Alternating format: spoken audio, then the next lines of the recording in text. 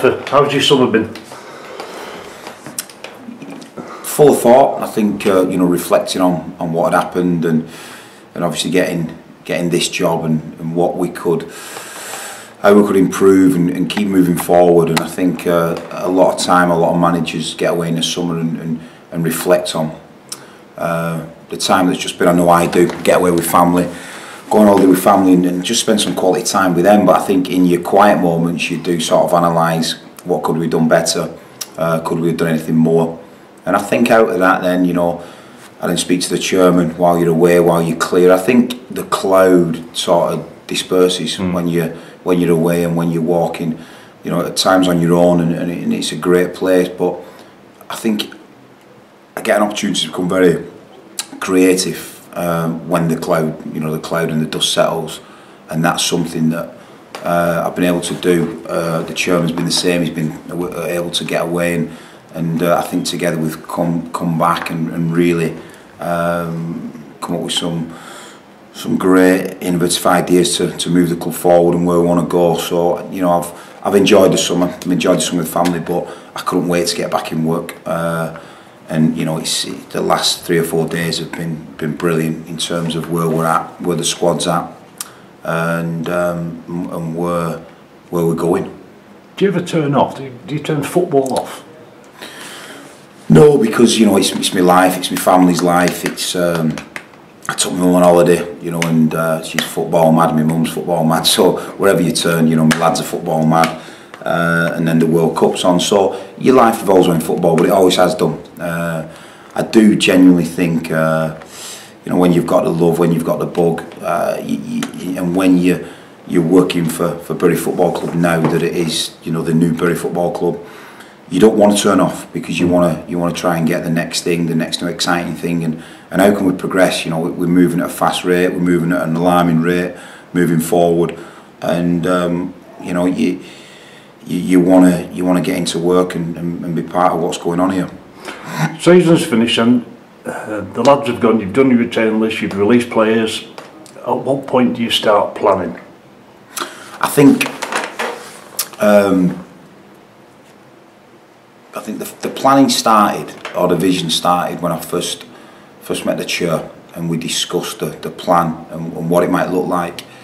I think the 6 months after that there've been sort of 3 jobs into one. You're trying to win football matches to stay, to keep your status as a league club.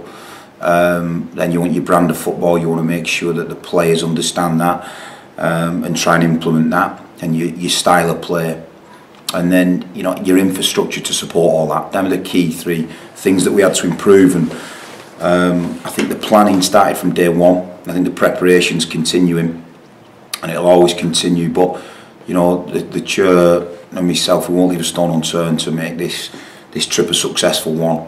The meticulous detail that we're going into, the staff we're building, the structuring behind it.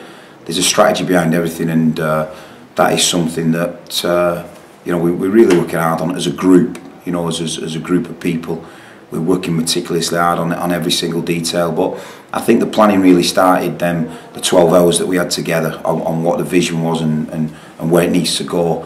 What you do then is you put your components in place, whether it's the youth side of things, whether it's the medical side, whether it's the sports fitness, whether it's the sports scientist, the performance analyst, the scouting. People don't see behind the scenes what a successful football club should be about. We've got an opportunity to build that from scratch, and that's the exciting thing. We've got a flying formation at this football club. Everyone's got to be in sync.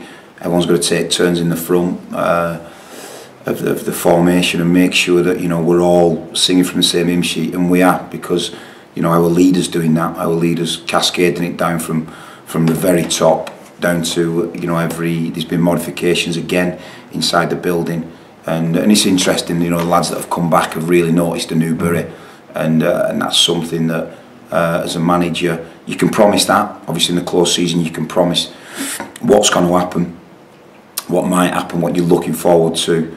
But the pitch, we're not selling the dream of a new pitch now. There's massive outlay and investment that championship clubs would be envious of. The travel that we're trying to do, the support, down to the meticulous detail, how we refuel the lads, the protein shakes, the food. We do look at every single detail.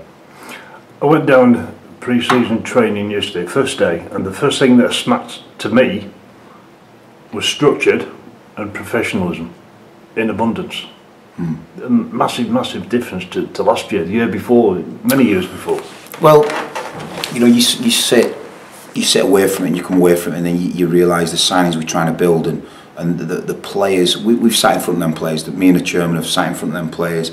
Some of them we've travelled, you know, quite far to meet them, and we've offered them and we've told them what it's going to look like, and we're too honest people to sign them and then let them down, you know, and we wouldn't let them down, because I think if you're letting the players down, then you're letting the fans down, and it just becomes, you know, it just becomes a myth.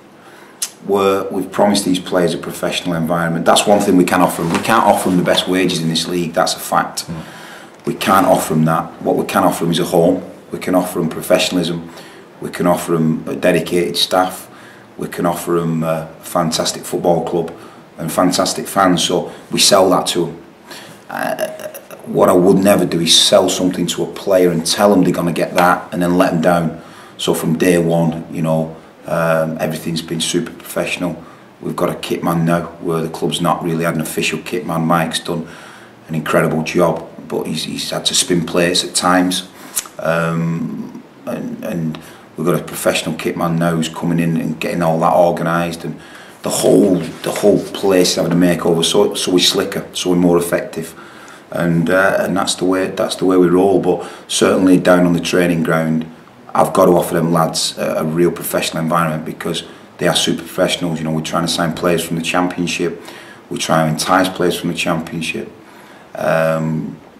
You know, there's a real, lads want professionalism. Lads don't want, if you're trying to get to the Championship, lads don't want, you know, League Two status. And I'm not, you know, I've heard that League Two clubs are starting back in a week's time, 2 weeks' time. But we don't measure ourselves against them. You know, I've said today, Wolves started back last season. 2 days ago. So Wolves was 2 days in front of us when they started back. Now that's where, you know, where you want to try and get to. So, you know, I'm not putting ourselves against any other clubs in this league in terms of when we start back, what we're doing training with Bury, and we're doing it the Bury way. Players coming in then, Ryan Lowe, we know what Lowe is all about. His goals. Oh, he's a lot more than that, you know. When we sign Ryan, we don't get caught up in he's just about goals. He's a leader. He wants to lead. He keeps himself fit. That's one thing over the last 2 days that I've been very impressed by Ryan's, you know, attitude and application to the group. And I think he'll thrive in this environment. I really do. I think he's one of them special players that when you get that split second, that microsecond in a game, where everyone else rushes, he calms down. There's a poise, there's a gathering of thoughts, and then there's an execution to what he does. And you know, to get a League One player, he played League One last season and ripped it up in League One. You know, it was 20 goals for a relegated side. Yeah, I mean, I don't really look too much into the relegated side situation. You know, League One is a real step up from League Two, but a goal scorer is a goal scorer. What I've got to make sure is that Louis ready and available, and we manage Louis' workload in training so that he's absolutely firing on the match day. But Louis' link-up's excellent. His link play is very clever. His movement's intelligent. There's a lot more to Ryan Lowe than just goals, and that's why I wanted to bring him back, because sometimes people say don't bring a player back, but if there's the right player and he's in the right moment of his career, then bringing him back, you know, just enhances what we do.